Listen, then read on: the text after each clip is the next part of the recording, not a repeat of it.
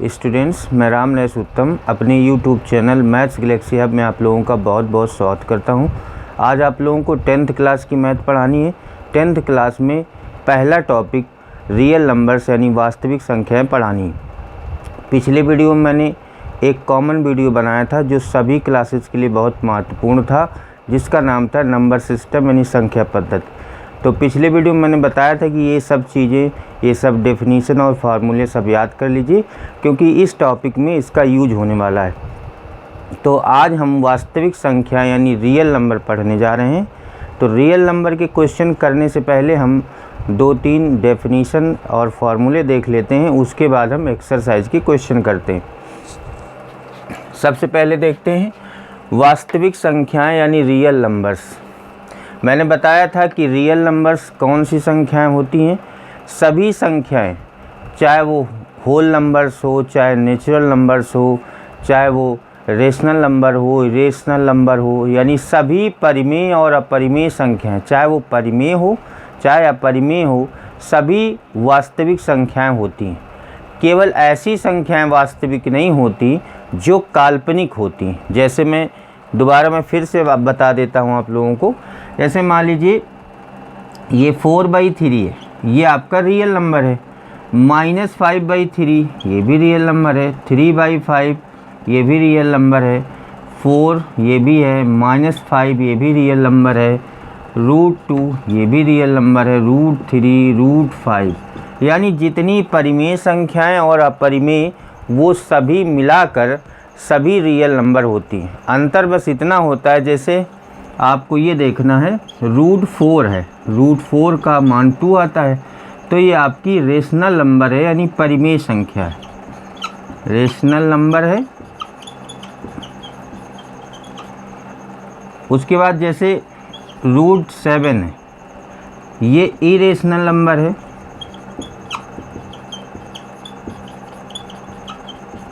ये rational number हो गई, इरेशनल नंबर हो गई, ये परिमेय संख्या हो गई, ये अपरिमेय संख्या हो गई। अब इसमें वास्तविक संख्या ये भी है और ये भी है, तो दोनों वास्तविक संख्याएं हैं। जैसे वास्तविक संख्या कौन सी नहीं होती, आपसे पूछा जाए -4 की वैल्यू एक्चुअल में I² आयोटा जो होता है, इसको बोलते हैं आयोटा, I² -1 के बराबर होता है। तो यहाँ पर हम रूट निकालने के लिए क्या करते हैं, -1 की जगह हम I² रख देते हैं। ये वैसे 11th 12th में आप लोगों को पढ़ना है। यहाँ पर मैं बता देता हूँ कि ये वास्तविक संख्याएं क्यों नहीं होती। -4 है, जैसे इसका आप रूट निकालेंगे तो इसको आपको लिखना होगा 4I², तो इसका मान आएगा 2I। जिसमें I आ जाए, जिन संख्याओं में I आ जाए, आयोटा आ जाए, इसका मतलब है ये रियल नंबर नहीं है, ये इमेजिनरी नंबर है। ये I रिप्रेजेंट करता है, I ये बताता है कि ये हमारी संख्या है वो इमेजिनरी है। जैसे ये लिख दिया जाए -9, तो -9 होता है 3I, -16 ये होता है 4I, तो ये सभी इमेजिनरी नंबर है। तो जितनी भी संख्याएं हैं, चाहे वो नेचुरल नंबर हो, चाहे होल नंबर हो, चाहे इंटीजर हो, चाहे रेशनल नंबर हो, चाहे इरेशनल नंबर हो, सभी संख्याएं ये सब रियल होती हैं, बशर्ते इमेजिनरी नंबर को छोड़कर। ऐसी संख्याएं जो काल्पनिक संख्याएं नहीं होती हैं, वो सभी वास्तविक होती हैं। कोई भी संख्या आप लिख दें जिसमें I नहीं है, वो सभी वास्तविक संख्याएं, बस ये आपको ध्यान देना है। तो हम वास्तविक संख्याओं के लिए 2-3 फार्मूले हैं, वो पहले बताते हैं, उसके बाद हम क्वेश्चन करते हैं। सबसे पहले यूक्लिड विभाजन प्रमेयिका, Euclid's division lemma. Euclid's division lemma ये एक तरह का फॉर्मूला है, इसकी सहायता से हम कई चीज़ें निकालते हैं। तो इसके लिए ये होता क्या है, दो धन पूर्णांकों पॉजिटिव इंटीजर्स, धन पूर्णांकों का मतलब पॉजिटिव इंटीजर्स a और b के लिए a बराबर होता है BQ + R, जहाँ पर R का मान है R is greater R equal to 0 and less than B को संतुष्ट करने वाली पूर्ण संख्याएं, होल नंबर्स Q और R ज्ञात कर सकते हैं। इसकी सहायता से इस समीकरण को संतुष्ट करने वाली पूर्ण संख्याएं यानी होल नंबर Q और R ज्ञात कर सकते हैं। उसके बाद यूक्लिड विभाजन एल्गोरिथम, यूक्लिड डिवीजन एल्गोरिथम ये है, यह यूक्लिड्स डिवीजन लेमा पर आधारित है। यही चीज़ है, थोड़ा सा अंतर है, ये लेमा है और ये आपका एल्गोरिथम है। तो यह यूक्लिड्स डिवीजन लेमा पर आधारित है। इसका प्रयोग कर दो धनात्मक पूर्णांकों यानी दो पॉजिटिव इंटीजर्स a और b का मासा मतलब HCF का मतलब होता है हाईएस्ट कॉमन फैक्टर, हिंदी में कहते हैं महत्तम समापवर्त, ज्ञात करते हैं। ये फॉर्मूले हैं, उनको आप नोट कर लें या स्क्रीनशॉट ले लें। एग्जाम्पल देखते हैं, 455 और 42 का मासा यानी HCF आपको यूक्लिड डिवीजन एल्गोरिथम से निकालना है। तो हम यहाँ से सलूशन स्टार्ट करते हैं।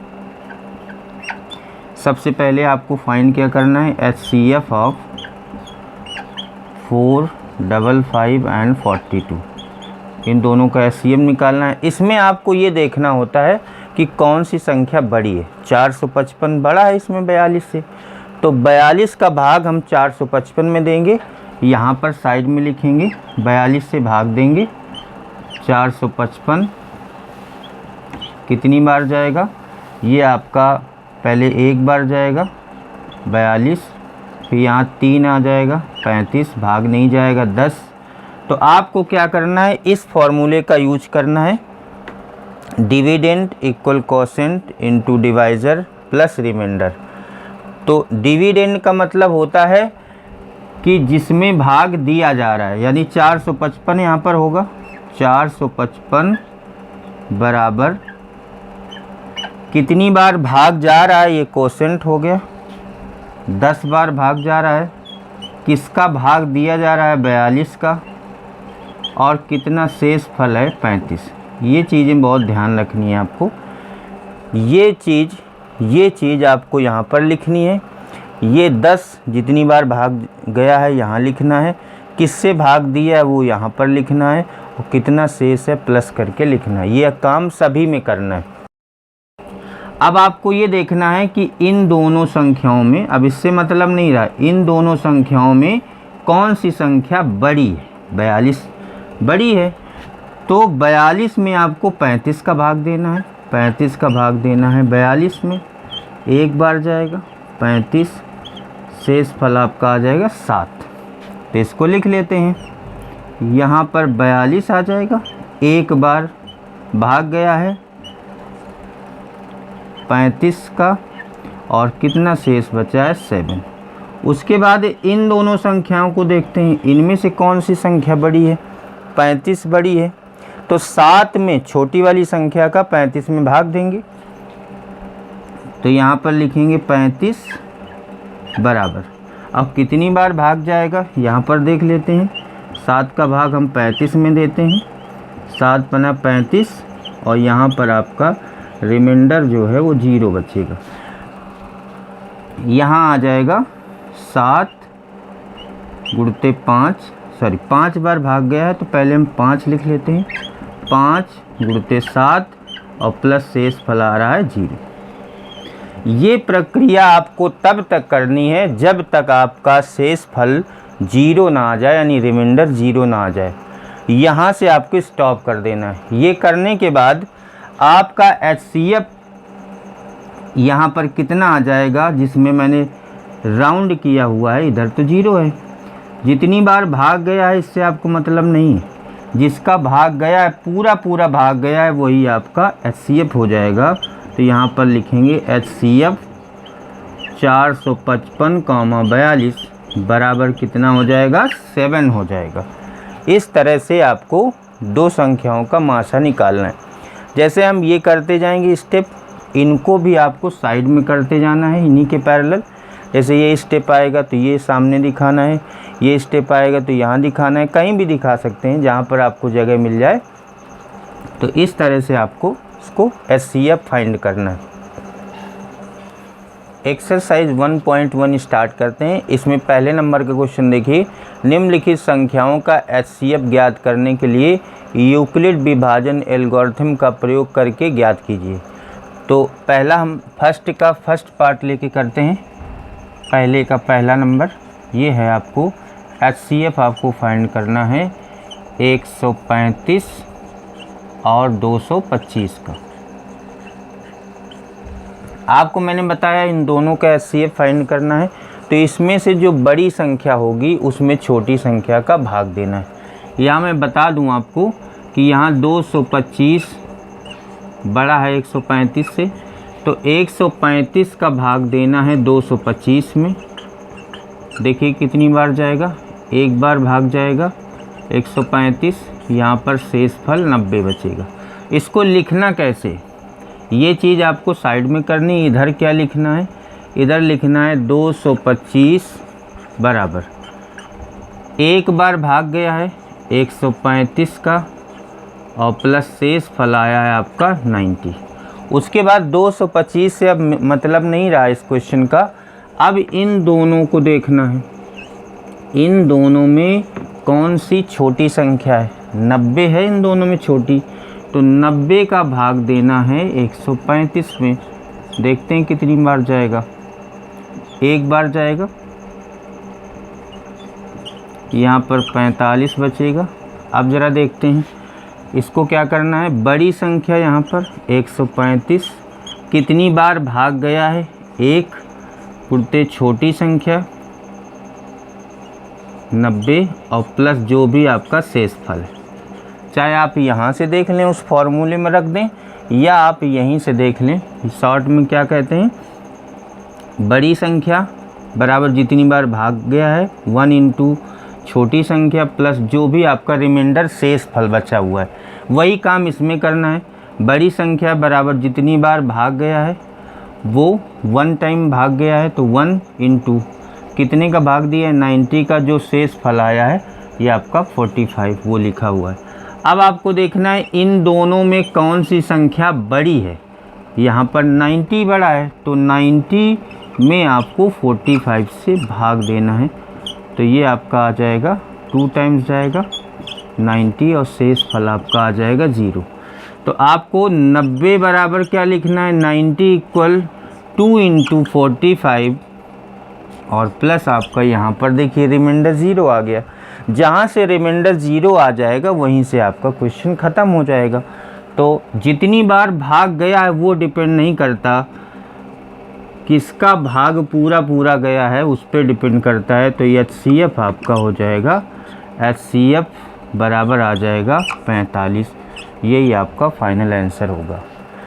ये आप फेयर में ही कर सकते हैं, रफ में भी कर सकते हैं। ये मेन टर्म्स हैं, इनको आपको इधर फेयर में करना है। इनको आप फेयर में भी कर सकते हैं और रफली भी चेक कर सकते हैं।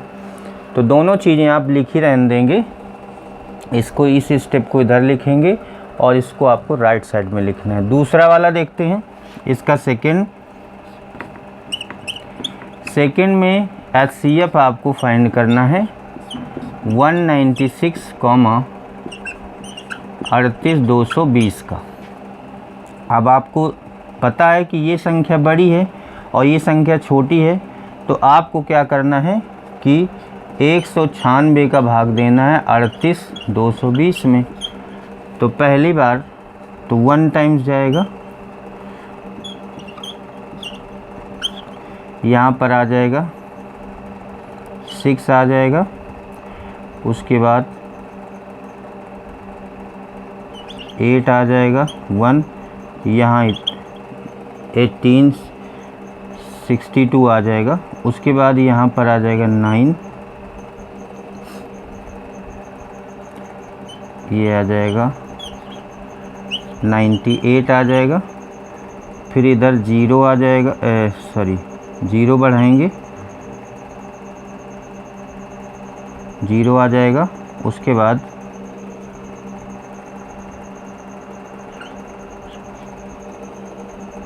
ये आ जाएगा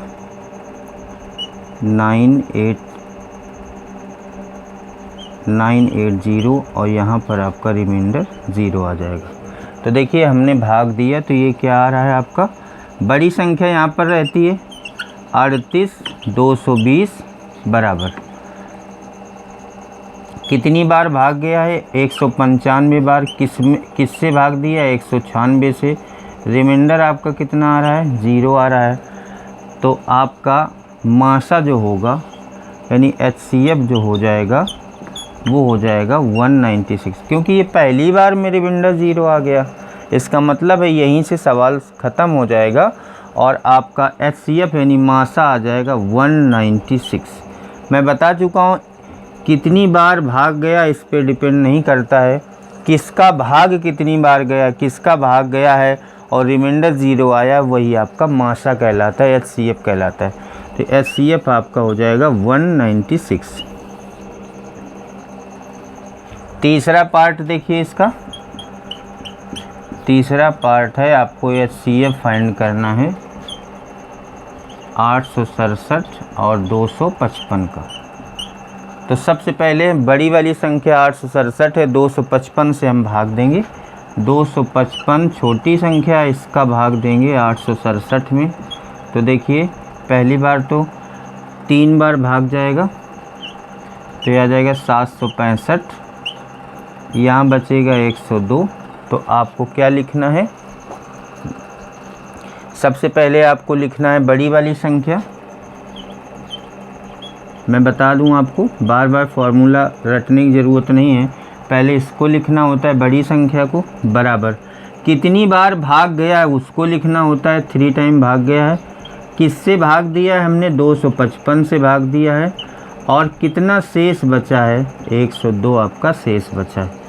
उसके बाद ये करने के बाद इससे मतलब नहीं रहा, अब आपका हो गया 255 और 102 से मतलब, इसमें से बड़ी संख्या कौन है और छोटी संख्या कौन है ये आपको दिखाई दे रहा है। 102 छोटी संख्या है, इसका भाग हम 255 में देंगे। तो 102 का भाग 255 में देंगे तो आ जाएगा 2 बार जाएगा, 204 आ जाएगा, यहाँ आपका 51 आ जाएगा।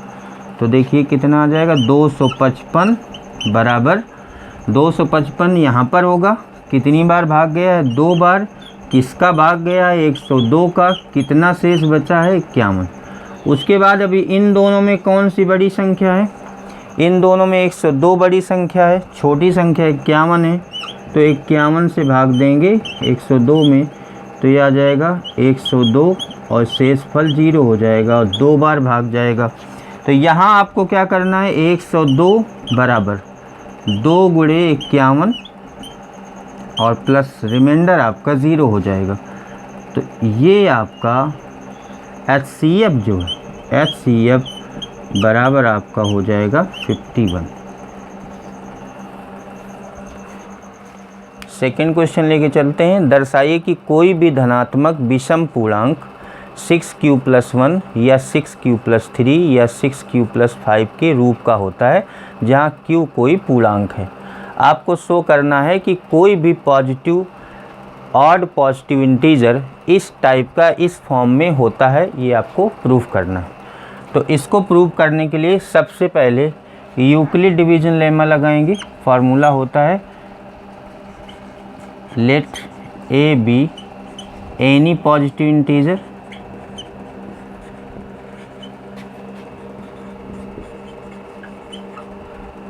एंड बी आपका कितना है, बी आप इस पे डिपेंड करता है, बी आपका यहाँ पर क्या है, बी बराबर आपका 6q+1 है, 6q+3 है, 6q+5 है। तो यहाँ बी जो होगा वो आपका 6 हो जाएगा। माना ए कोई धन पूर्णांक है और बी बराबर 6, बी बराबर इस पे डिपेंड करता है कि क्यू का गुणांक कितना है। तो बी आपका ये हो जाएगा। ए बराबर क्या होता है, ए बराबर हम लोगों ने फार्मूला पढ़ा है BQ+R, जहाँ पर R का मान है greater than R equal to 0 and less than B होता है, ये होता है। यहाँ पर आपको B का मान रख देना है। तो देखिए क्या हो जाएगा, 0 is greater R equal to R less than 6, B का मान 6 है। तो possible value of R, R की संभावित मान क्या होंगे, यहाँ पर लिखेंगे पॉसिबल वैल्यूज ऑफ आर बराबर क्या हो जाएगी, 0 से स्टार्ट होगा, 0 1 2 3 4 5, मतलब 6 से कम, लेस देन 6 है तो 6 से कम पे आपको रोक देना है। 0 के इक्वल भी है तो 0 से स्टार्ट करना है और b के पहले आपको रोक देना है। तो r का मान ये हो गया 0 1 2 3 4 5। उसके बाद a बराबर क्या हो जाएगा, a बराबर क्या हो जाएगा, इसमें वैल्यू रखते चले जाइए। b का मान है 6 q प्लस r का मान 0 है तो पहला हो गया 6q, दूसरा क्या हो जाएगा 6q प्लस 1, इधर वाला 6q ही रहेगा क्योंकि b सभी के लिए, b तो 6 ही है, q तो q रहेगा, इंटीजर है। उसके बाद r का मान रखते चले जाएंगे, पहले 0 रखेंगे ये आएगा, ये 6q प्लस 1 जब 1 रखेंगे, उसके बाद 6q plus 2, 6q plus 3, 6q plus 4 and 6q plus 5। यहाँ पर आपको सम और विषम ढूंढना है। विषम कौन से हैं, ये देखिए सम है, ये विषम है, ये विषम है, ये विषम है। तो आपको शो करना था कि कोई भी धन पूर्णांक ये सम है और अतः कोई भी धन पूर्णांक या धनात्मक पूर्णांक मीन पॉजिटिव इंटीजर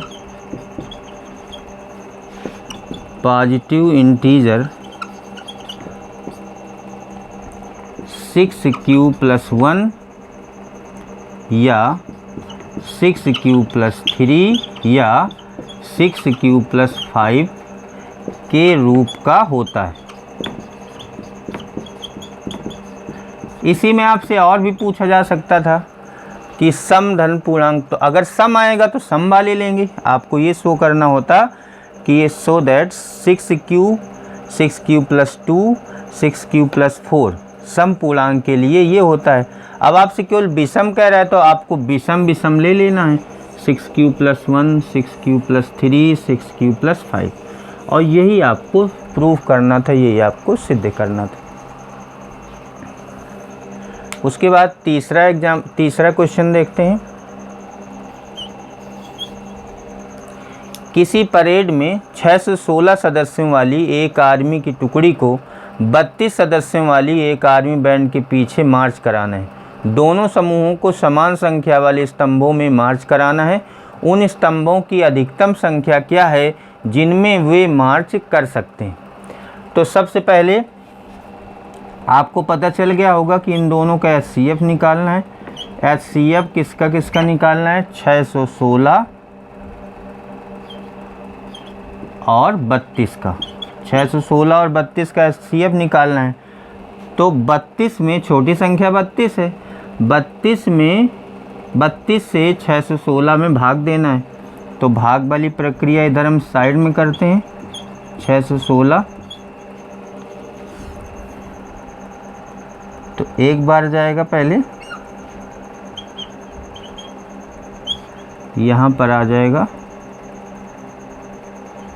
9 और यहाँ आ जाएगा 2। उसके बाद फिर 9 टाइम जाएगा,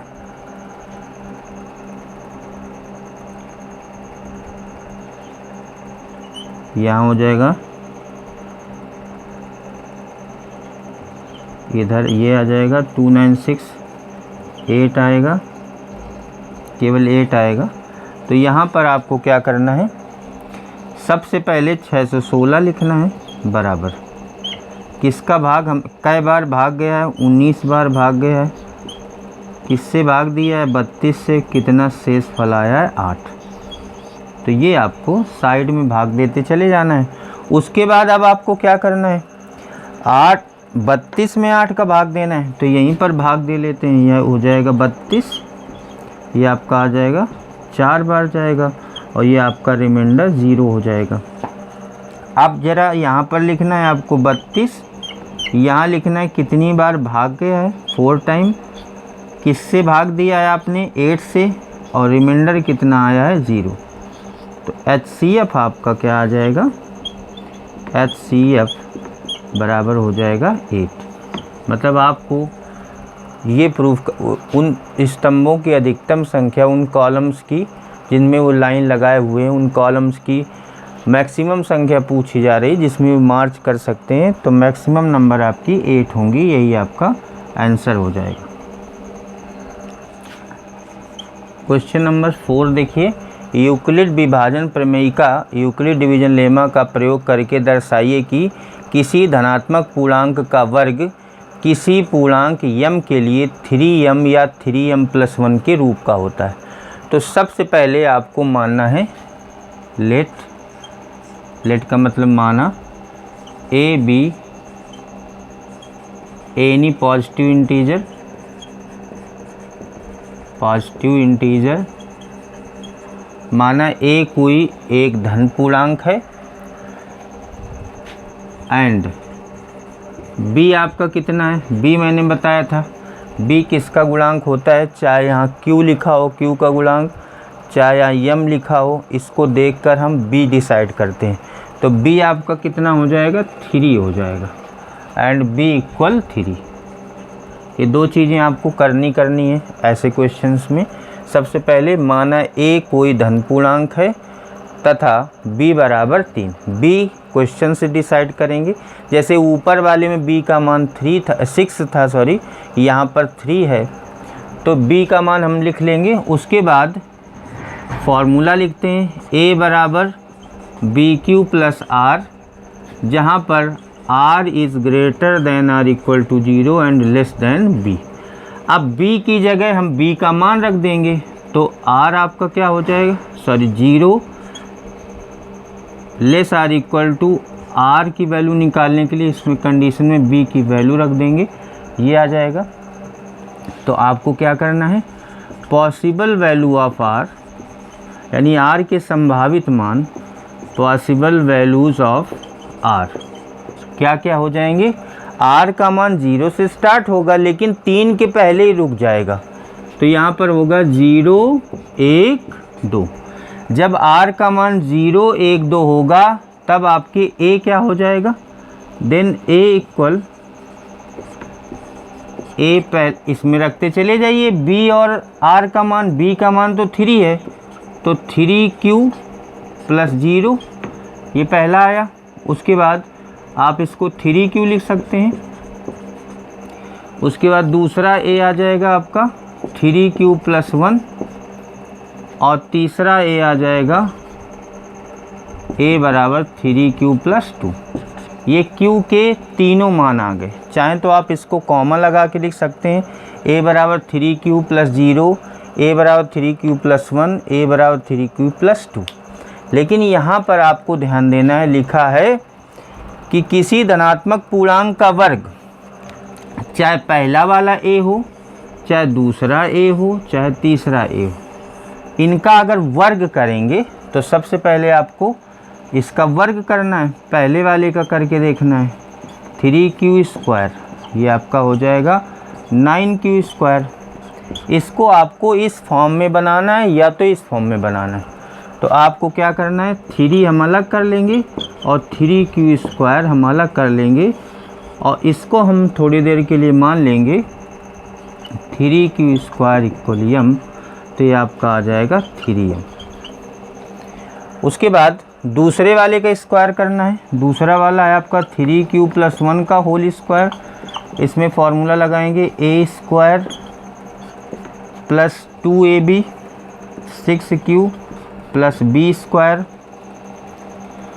इसमें आपको पहले दो में आपको 3 कॉमन कर लेना है, तो आ जाएगा 3Q² प्लस 2Q प्लस 1। उसके बाद इसको यहाँ पर हमने इसको लेट किया था m, यहाँ पर हमको इसको m लेट कर लेना है, तो 3Q² plus 2Q equal m, यानी एनी इंटीजर हो जाएगा। तो जब ये m लेट कर लेंगे तो आ जाएगा 3m+1। तो दूसरे वाले का स्क्वायर किया तो 3m+1 आ गया, पहले वाले का स्क्वायर किया 3m आ गया। उसके बाद तीसरे वाले का स्क्वायर करना है, तीसरा वाला है 3q+2 का होल स्क्वायर, तो 9q² + 12q+4। यहाँ पर आपको क्या करना है, 9q² + 12q+3, 4 को लिख देना है 3+1 और इन तीनों में 3 कॉमन कर लेना है, तो ये आ जाएगा आपका 3q² + 4q+1+1। यहाँ पर इसको m लेट कर लेना है, यहाँ पर इसको m लेट करेंगे तो यहाँ लिख देंगे 3q² + 4q+1, इसको m लेट करेंगे तो ये आपका क्या हो जाएगा,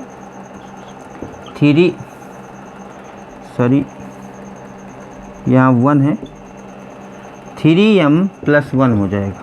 जब हम इसको यहाँ पर m लेट करेंगे तो ये आ जाएगा 3m+1। तो हमने क्या किया, पहला वाला आपका 3m आ रहा है जब इसका स्क्वायर किया, दूसरे का स्क्वायर किया और हमने इसको m लेट किया तो 3m+1 आया, तीसरे वाले का स्क्वायर किया और इसको हमने m लेट कर लिया तो 3m+1 आया। तो यहाँ से क्या दो चीज़ें आ रही, या तो 3m आ रहा है या तो 3m+1 आ रहा है। इसका मतलब है कि किसी भी धनात्मक पूर्णांक का वर्ग 3m या 3m+1 इस रूप का होता है। अतः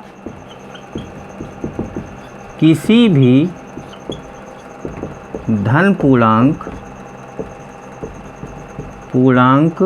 का वर्ग 3m या 3m+1 रूप का होता है।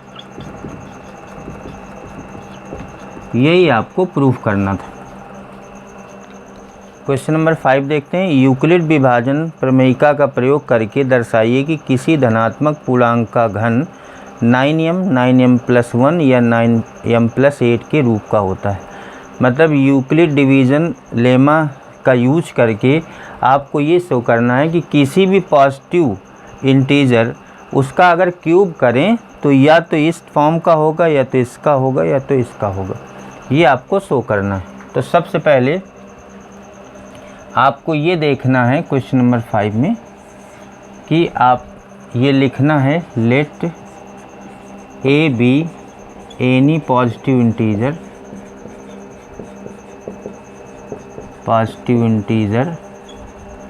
एंड यहाँ पर बात आ जाती b कितना होगा। b आपका वैसे तो 9 होगा, लेकिन अगर 9 से करेंगे तो आपको 9 टाइम्स इसको क्यूब करना पड़ेगा, वो क्वेश्चन बहुत लेंदी हो जाएगा। तो हम इसका एक फैक्टर ले लेते हैं, जैसे इसका 3 ले लेते हैं। 3 की टेबल में 9 आता है तो हम सबसे लोएस्ट फैक्टर 3 ले लेते हैं। 3 के पहाड़े में 9 आता है तो हम 3 भी ले सकते हैं। अगर यहाँ 27 होता तब भी आप 3 ले सकते थे, क्योंकि इसको आपको 9 बार करना पड़ेगा इसका क्यूब। अगर आप b को 3 मान लेंगे तो यहाँ पर आप कैलकुलेशन से बच जाएंगे। b आपका 3 है, अगर b 3 है तो a बराबर क्या होता है, bq + r। तो a बराबर आपका कितना हो जाएगा, b आपका 3q + r। यहाँ पर r क्या होता है, r का मान 0 के बराबर या बड़ा होता है और b से छोटा होता है, यानी आपको लिखना है r का मान ये होना। द पॉसिबल वैल्यूज़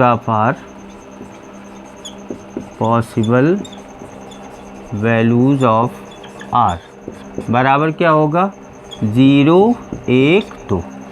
r का मान 0 से स्टार्ट होना है, 3 के पहले ख़त्म करना है, तो 0, 1, 2।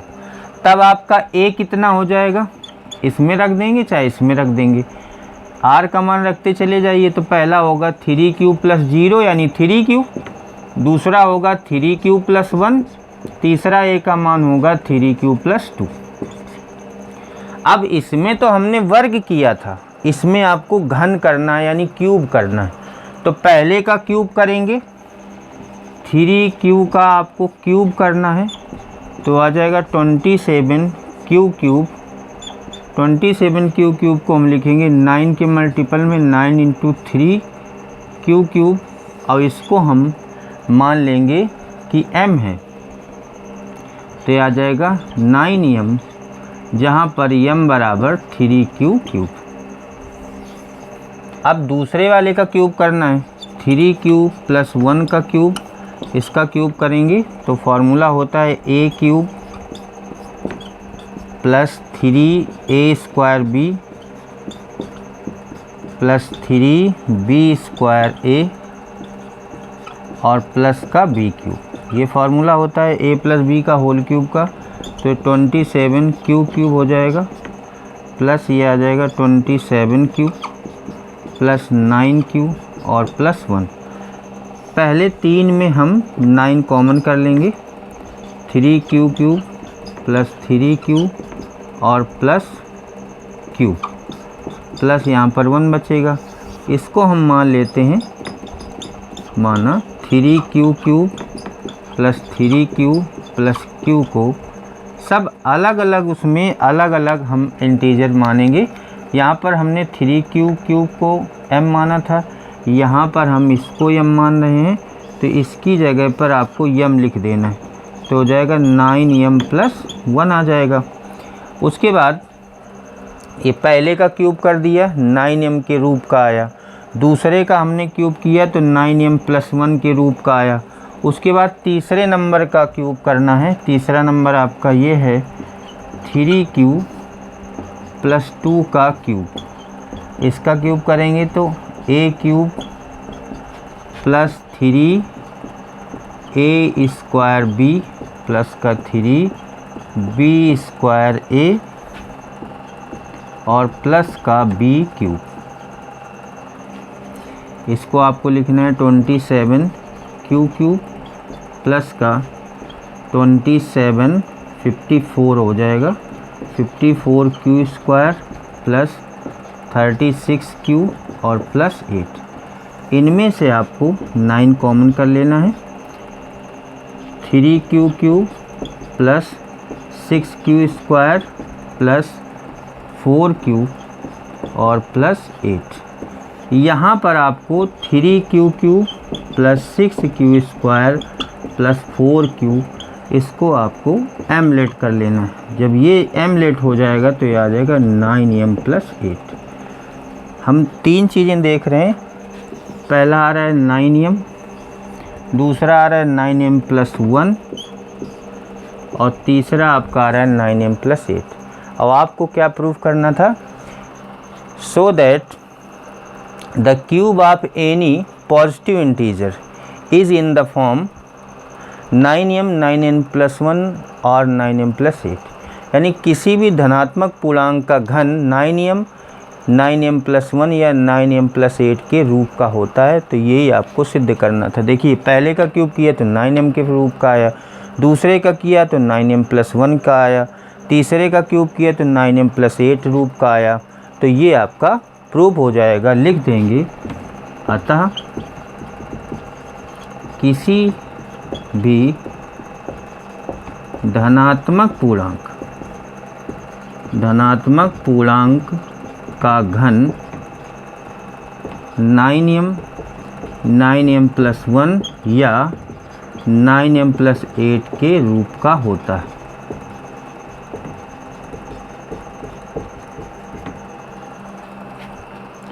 स्टूडेंट्स, आज मैंने आप लोगों को एक्सरसाइज 1.1 के सभी क्वेश्चन बता दिए हैं। आज की क्लास यहीं पर समाप्त होती है। नेक्स्ट वीडियो में हम एक्सरसाइज 1.2 लेके आएंगे। Thank you.